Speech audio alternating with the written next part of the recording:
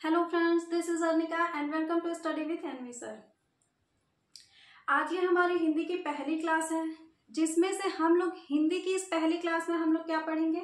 काव्य सौंदर्य का तत्व। हम लोग काव्य सौंदर्य के तत्व की शुरुआत करने जा रहे हैं, जिसमें हमने जो टॉपिक लिया है आज का वो क्या है? रस। तो चलिए आइए पढ़ते हैं कि रस में हमको क्या क्या पढ़ना है। रस किसे कहते हैं, रस का प्रतिपादक किसको माना जाता है, और इनमें क्या क्या चीजें आती हैं, इन सारी चीजों पे हम लोग क्या करेंगे, धीरे धीरे चर्चाएं करेंगे। तो रस क्या होता है? रस क्या है? रस को बेसिकली हम क्या कह सकते हैं, यह एक प्रकार का आनंद है। ठीक है, अब ये आनंद भी कैसा होगा? अब ऐसा नहीं है कि मतलब आनंद है तो फिर ये किस तरह का,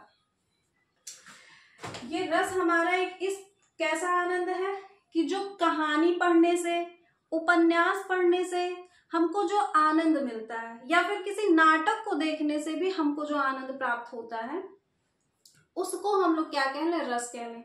अब हम ये भी कह सकते हैं मूवी को देखने से भी हमको जो आनंद मिलता है उसको भी रस कह लेते हैं। ठीक है, तो कुल मिला जुला के रस क्या है? एक प्रकार का आनंद है। किसी कहानी, उपन्यास या कोई कविता पढ़ने से हमको जो आनंद प्राप्त होता है, हम उसी को क्या कहते हैं? रस कहते हैं। ठीक है, रस के बारे में ये भी कहा गया है, रस का जिस प्रकार से शरीर में अगर प्राण ना हो, भाई अगर हमारे शरीर में प्राण नहीं है तो इस शरीर का कोई अर्थ नहीं है। ठीक है, तो रस के बारे में ये भी कहा गया है कि जिस प्रकार से शरीर में अगर प्राण नहीं है तो शरीर का कोई अर्थ नहीं है, उसी प्रकार से अगर किसी भी काव्य में रस नहीं है, रस का मतलब आनंद, तो भाई उस रस का भी कोई उस काव्य का भी कोई अर्थ नहीं है। भाई अगर किसी चीज में आनंद नहीं होगा, इंटरेस्ट नहीं होगा, तो लोग उसे देखेंगे या पढ़ेंगे ही क्यों? तो वैसे ही सेम होता है कि जैसे ही शरीर में अगर प्राण नहीं है तो शरीर का कोई अर्थ नहीं है, तो काव्य में भी अगर क्या है, रस नहीं है, तो उस काव्य का कोई अर्थ नहीं है। ठीक है, ऐसा कहा गया है या माना गया है। अब बात कर लेते हैं कि रस को क्या कहा गया है, रस को किसने मतलब रस का प्रतिपादक किसको माना जाता है, या रस की चर्चा सबसे पहले किसने की है।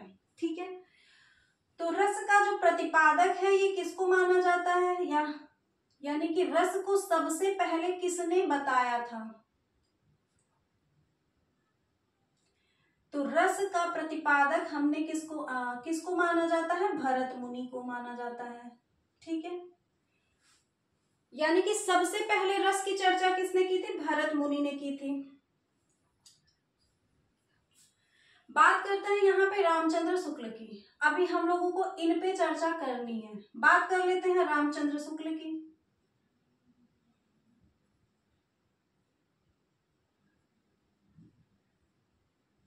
रामचंद्र शुक्ल ने रस को क्या कहा है? रामचंद्र शुक्ल ने रस को साहित्य या काव्य की आत्मा कहा है। अभी हमने बताया साहित्य कह लें, या अभी हमने कहा है कि जिस प्रकार से काव्य में अगर रस ना हो, काव्य में अगर रस नहीं है तो वो काव्य भी क्या है, किसी काम का नहीं है। तो इसीलिए रामचंद्र शुक्ल ने ही क्या कहा है कि ये काव्य की क्या है, आत्मा है। जिस प्रकार से शरीर में आत्मा ना हो तो शरीर का कोई मूल नहीं है, उसी तरह से अगर काव्य में रस नहीं है तो ये रस काव्य का भी कोई अर्थ नहीं है। ठीक है, ये किसने बताया है? रामचंद्र शुक्ल ने। ठीक है, और रस का प्रतिपादक किसको माना जाता है? भरत मुनि को माना जाता है। अब क्यों माना जाता है? क्यों माना जाता है? क्योंकि इनकी एक पुस्तक है, भरत मुनि की एक पुस्तक है जिसका नाम क्या है? नाट्य शास्त्र। भरत मुनि की जो पुस्तक है नाट्य शास्त्र, सबसे पहले रस का जिक्र अगर किसी किताब में मिलता है तो वो नाट्य शास्त्र में मिलता है। इसीलिए माना जाता है कि अगर इनकी पुस्तक में सबसे पहले रस का जिक्र है तो इसका मतलब कि रस को सबसे पहले किसने बताया है? तो भरत मुनि ने बताया है। ठीक है, तो रस का प्रतिपादक किसको माना जाता है? भरत मुनि को। क्यों माना जाता है? क्योंकि सबसे पहले जो रस का जिक्र मिलता है वो नाट्य शास्त्र में मिलता है, जो कि किसकी किताब है? भरत मुनि की किताब है। ठीक है, रस को साहित्य या काव्य की आत्मा किसने कहा है? रामचंद्र शुक्ल ने कहा है। ठीक है, इतनी चीजें क्लियर हो गई। अब यहाँ पे रस के बारे में एक और बात कही जाती है, क्या? यहाँ देखिए, विभावानुभाव यानी रस हमारा बनता किस प्रकार से। ठीक है, अब चीनी पानी मिला के रस नहीं बनाना है कि उसमें नींबू डाल देंगे। ये क्या है? ये एक दूसरा रस है, विभावानुभाव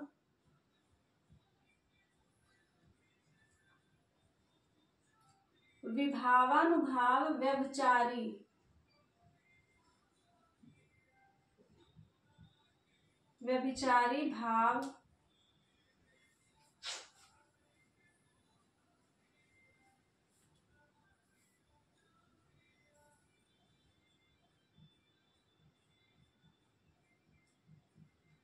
संयोगाद्र रस निष्पत्ति। इसका क्या मतलब हुआ? विभावानुभाव, अगर हम इसका संधि विच्छेद करें तो इसमें से हमको दो चीजें मिलेंगी। एक तो मिलेगा विभाव, और ये जो यहाँ पे मात्रा लगी है ये किसके मिलने से बनी है? नुभाव के आगे हम ए लगा दें, यानी कि अनुभाव। ठीक है, इसका ए और इसका ए मिलके यहाँ पे ये आ बना है, यानी कि विभाव और अनुभाव ये दोनों मिले तो बना क्या? विभावानुभाव। ठीक है, तो यानी कि यहाँ पे किसकी चर्चा हो रही है? विभाव और अनुभाव की बात हो रही है। यहां से हमको क्या मिल रहा है? संचारी भाव, विभावानुभाव व्यभिचारी संयोगाद्र, यानी कि यहां से एक चीज और मिल जाएगा हमको, संचारी भाव।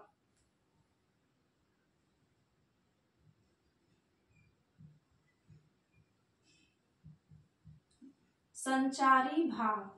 ठीक है, तो विभाव, अनुभाव और संचारी भाव के संयोग से, यहाँ क्या लिखा है?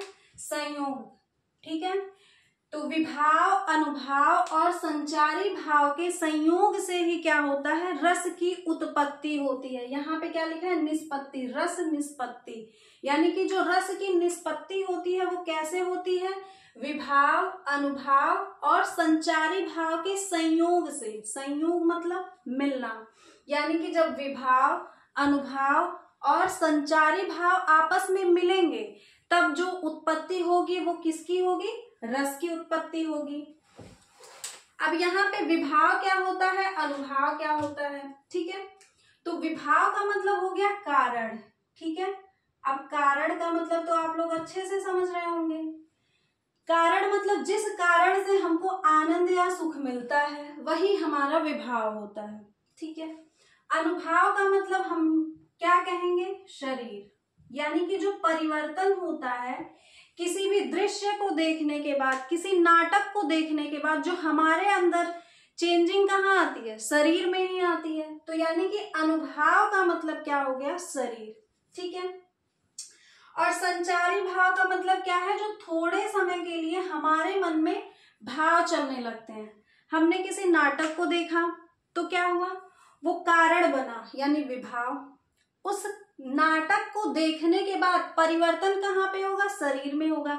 भाई आप कोई क्या है, जैसे कोई कविता सुना जो हंसी वाली है, यानी कि जोक सुना, तो क्या होगा? हंसेंगे हम। तो यानी कि चेंजिंग है, अभी नॉर्मल सिचुएशन में है, उसके बाद लगे अचानक से दांत फाड़ के हंसने, इसका मतलब वो परिवर्तन कहाँ हुआ? शरीर में हुआ। ठीक है, और वो जो संचारी भाव था, यानी कि वो संचारी भाव थोड़े समय के लिए जो प्रयोग है। अब ऐसा तो नहीं है कि जोक सुना फिर पूरे दिन हम दांत फाड़ते ही रहेंगे, नहीं है। तो इसका मतलब ये जो संचारी भाव है ये सिर्फ थोड़े टाइम के लिए ही चलता है। ठीक है, तो इसलिए संचारी भाव को हम क्या कहेंगे? अल्प समय मनोभाव, यानी कि अल्प मतलब थोड़ा, थोड़े समय के लिए जो मन में भाव चलता है, अल्प समय मनोभाव को ही हम क्या कहते हैं? संचारी भाव। ठीक है, तो विभाव मतलब कारण हो गया, अनुभाव का मतलब शरीर हो गया, और संचारी भाव यानी कि इन दोनों के मिलने के बाद हमारे शरीर क्या होगा? जो थोड़े समय के लिए हमारे अंदर हलचल उत्पन्न होगी या जो भी होगा, चेंजिंग जो आएगी, उसी को हम कहेंगे संचारी भाव। फिर इन तीनों को हमने मिलाया तो वही क्या कहलाएगा? रस कहलाएगा। ठीक है, अब बात आती है किसकी? अब इन्हीं को रस के अंग, कितने अंग माना गया है इस रस के? ठीक है, तो रस के कितने अंग माना गया है? रस के बेसिकली 4 अंग माने गए हैं। अब वो 4 अंग कौन कौन से हैं? एक तो हमारा हो गया स्थाई भाव, ठीक है, यहाँ पे एक हमारा आ जाता है अस्थाई भाव।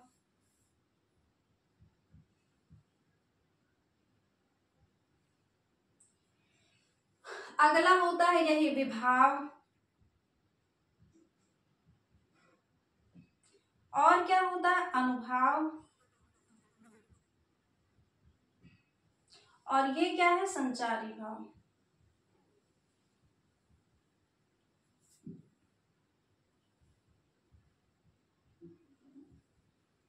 ठीक है, यानी कि रस के कितने अंग हैं? 4 अंग हैं। यानी कि रस के कितने अंग हो गए? 4 अंग हो गए। अस्थाई भाव, विभाव, अनुभाव और संचारी भाव, ये चारों को क्या कहा जाता है कि रस के अंग है ये। ठीक है, बिना इनके क्या होगा? रस हमारा किसी काम का नहीं, यानी इन्हीं सब के मिलने से ही क्या होता है? रस हमारा बनता है। ठीक है, अब इसमें से हम क्या करेंगे? सब पे एक एक पे चर्चा करेंगे। सबसे पहले हम लोग देखते हैं क्या अस्थाई भाव क्या होता है। यानी कि अस्थाई भाव क्या है? नाम से ही पता चल रहा है, अस्थाई मतलब एक जगह कहीं बैठा होगा। अब कहाँ बैठा होगा? किसी के घर पे तो नहीं बैठा होगा। यानी कि ये जो अस्थाई भाव है वो कहाँ पे होता है? किसी भी व्यक्ति मनुष्य के क्या होता है? अंदर शांत रूप में बैठा होता है। ठीक है, शांत रूप में बैठा है, यानी कि हम लोग क्या करने जा रहे हैं? अस्थाई भाव।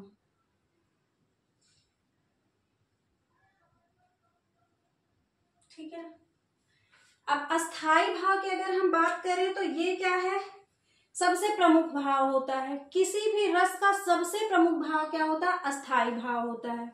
और ये क्या होता है? किसी भी मनुष्य के शरीर में एक सुप्त अवस्था में, यानी कि सोया होता है, बेचारा आराम से पड़ा होता है। ठीक है, उसके बाद में ज्यों ही इसको कारण मिलता है, ठीक है, अब ये क्या होगा? फ्लो करने लगेगा, यानी कि चलने लगेगा। अब ये जग जाएगा तो फिर क्या होगा? रस वहां से निकलेगा। ठीक है, मतलब रस की हमको अनुभूति होगी। ठीक, तो ये क्या है? हर एक रस में ये अस्थाई भाव के रूप में रहता है। ठीक है, हर एक रस में यह अस्थाई भाव रहता है। यानी कि जितने भी रस होंगे उन सभी रसों का एक अस्थाई भाव होगा। ठीक है, यह हर एक रस में यह अस्थाई भाव रहता है। ठीक है, और ये क्या है? किसी भी रस का सबसे मुख्य भाग माना जाता है अस्थाई भाव। ठीक है, अब नाटक, वैसे तो अस्थाई भावों की संख्या कितनी मानी गई है? अस्थाई भावों की संख्या देखिए, हम बात अभी हमने चर्चा किया भरत मुनि का। भरत मुनि की एक किताब थी नाट्य शास्त्र, जिसमें ही सबसे पहले रस का जिक्र था। तो अगर उन्होंने रस का जिक्र किया था तो भरत मुनि ने कितने प्रकार के रसों का जिक्र किया था? यानी कि भरत मुनि के अनुसार अभी हमने कहा है कि हर एक रस में अस्थाई भाव रहता है, यानी कि जितने अस्थाई भाव उतने ही रस। तो भरत मुनि ने जो अस्थाई भावों की संख्या बताई है वो 8 बताई है।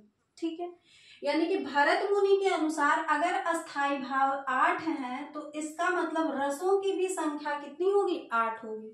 ठीक है, क्लियर? अगर पूछा जाए कि भरत मुनि ने कितने प्रकार के रसों का जिक्र किया है तो हमारा आंसर क्या होगा? 8। ठीक है, अब क्यों 8 होगा?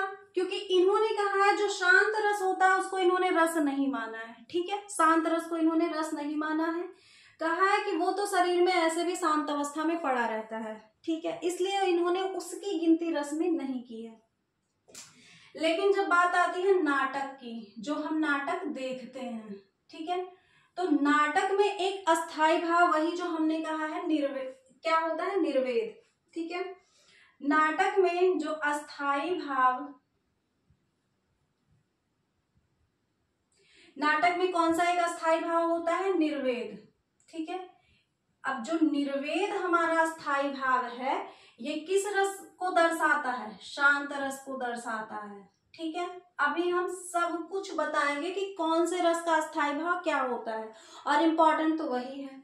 तो नाटक में जो अस्थाई भाव निर्वेद होता है वो क्या होता है, एक अलग से होता है। ठीक है, यानी कि हम क्या कह सकते हैं कि नाटक में अस्थाई भाव निर्वेद पाया जाता है।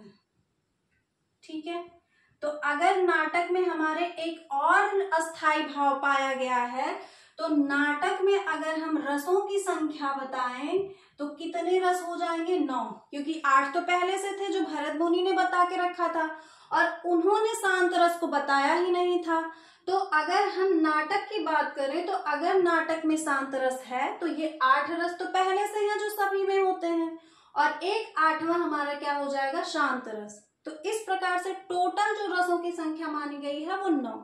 ठीक है, अब बात हो गई यहां तक की, लेकिन समय बदला, फिर लोग बदले, उसके बाद कुछ अलग परिभाषाएं आई। अब जब आधुनिक कवि आते हैं, आधुनिक कवियों की बात कर ले हम अगर, यानी कि आधुनिक समय में अगर वर्तमान की हम बात कर लें तो रसों की संख्या कितनी मानी गई है आधुनिक समय में। आधुनिक समय में अगर हम कहें तो अस्थाई भावों की संख्या अब बढ़ के कितनी हो गई है, 11 हो गई है। तो अभी हमने कहा कि हर एक रस का एक अस्थाई भाव होता है, यानी कि जितने अस्थाई भाव उतने रस। जब 8 अस्थाई भाव थे तो 8 रस थे, 9 अस्थाई भाव हुए तो 9 रस हो गए। तो यहाँ पे जब अस्थाई भाव 11 है तो इसका मतलब अब जो वर्तमान समय में होगा वो रसों की संख्या हम कितनी बताएंगे, 11 बताएंगे। ठीक है,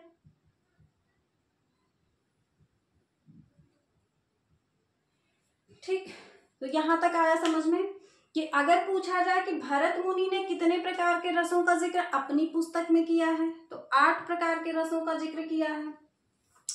नाटक में कितने प्रकार के हमारे रस पाए जाते हैं तो 9 प्रकार के।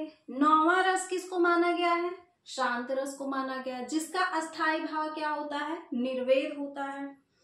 आधुनिक कवियों के अनुसार रसों की कुल संख्या कितनी मानी गई है तो 11 मानी गई है। इसका मतलब स्थायी भाव कितने हैं, 11 हैं। ये बात हो गई आधुनिक समय की। अब वो रस कौन से हैं और हर जो 11 हमारे स्थायी भाव हैं और 11 जो हमारे रस हैं वो कौन कौन से हैं उनको हम लोग देखते हैं। ठीक है,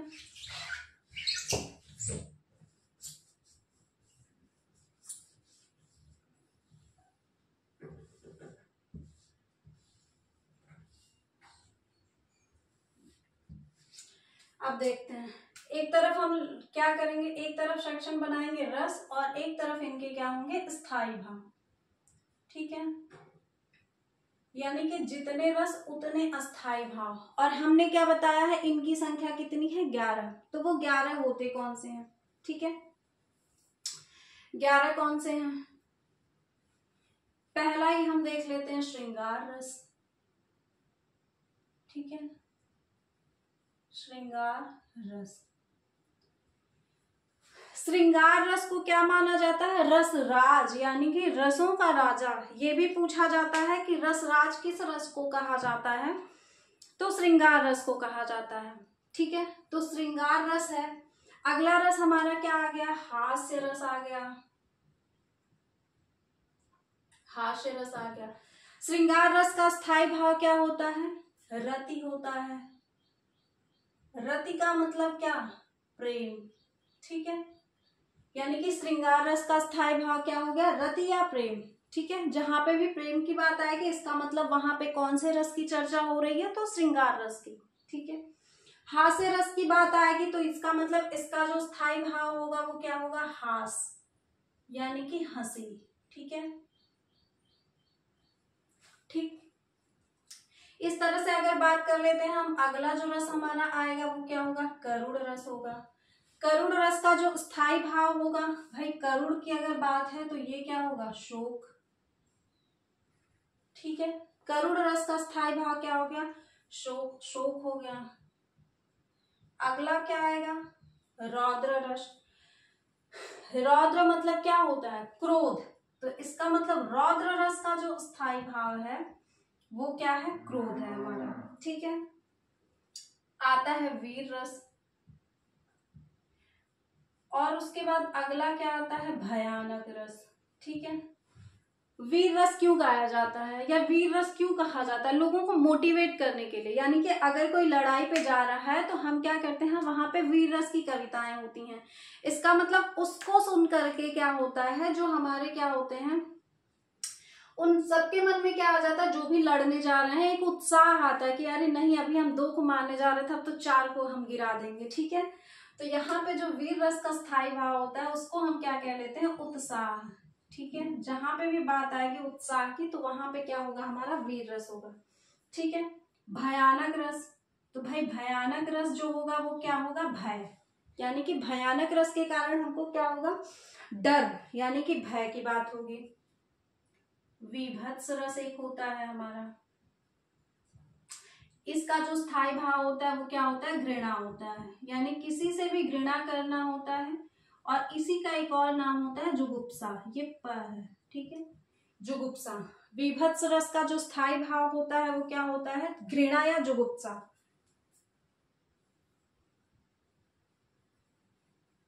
फिर आ गया हमारा अद्भुत रस। अद्भुत, कोई भी चीज अगर अद्भुत है तो हमें उसको देख के क्या होगा, आश्चर्य होगा। कोई भी अद्भुत चीज देख लिया भाई तो हम क्या करेंगे, आश्चर्य, अरे ऐसा क्या। तो इसका मतलब वहां पे जो स्थायी भाव कौन सा आ जाएगा, हमारा आश्चर्य। ठीक है, शांत रस अगला आता है। अभी हमने बताया कि इसको हम 9वां रस कहते हैं और इसका स्थायी भाव जो होता है वो क्या होता है, निर्वेद। ठीक, शांत रस का स्थायी भाव निर्वेद। अगला क्या आ गया, वात्सल्य रस। वात्सल्य रस। और एक हमारा जो आता है वो भक्ति रस। कुछ कुछ किताबें हमारी कितनी मानते हैं कि केवल 10 है, ये 11वां भक्ति रस को नहीं माना जाता है। लेकिन क्या है, ऑथेंटिक जो बुकें हैं उन कितने रसों को मानी है, 11। तो हम 11 ही देखेंगे। यानी कि वात्सल्य रस का जो स्थायी भाव है उसको हम क्या कहेंगे, वात्सल्य रति। और रति का मतलब अभी हमने बताया है प्रेम। ठीक है, ये भक्ति रस है तो हम यहाँ पे क्या करेंगे, भगवद विषयक रस, यानी कि भगवान की भक्ति के लिए ये बात आएगी। ठीक है,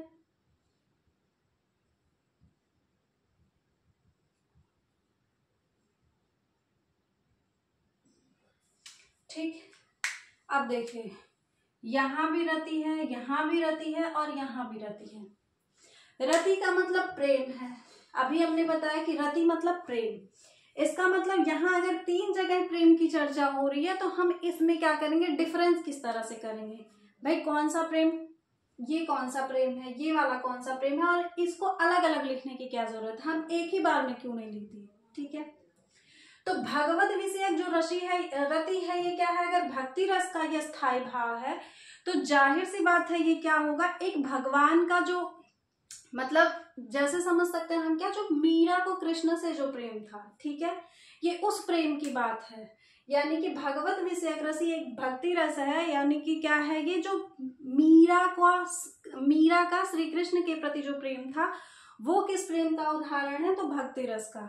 ठीक है, और इस रति की बात करें वात्सल्य, तो वात्सल्य जो रस है ये किस प्रेम का उदाहरण है, तो एक जो माता का अपने पुत्र के प्रति जो प्रेम होता है वो वात्सल्य रति का उदाहरण है, यानी कि जो वात्सल्य रस है। ठीक है, जैसे कि यशोदा मैया का कृष्ण के प्रति था। ठीक है, यहाँ पे वो सारे एग्जाम्पल्स आएंगे। और यहाँ पे जो श्रृंगार रस की बात है तो ये नायक और नायिका के प्रेम की बात है। ठीक है, यानी कि अगर एक नायक और नायिका के प्रेम की चर्चा है तो वहां पे हम लोग किस रस की बात कर रहे हैं, श्रृंगार रस की। ठीक है, तो ये हमारे थे 11 रस और ये क्या था, उन सभी का स्थायी भाव। ठीक है, अभी बचता क्या है, विभाव, अनुभाव, संचारी भाव, ये सारी चीजें हैं। पर क्लास को ज्यादा लंबा नहीं करेंगे, आज के लिए बस इतना ही। बाकी हम लोग क्या करेंगे, 2-3 पार्ट में करके इसको कंप्लीट करेंगे। ठीक है, थैंक यू।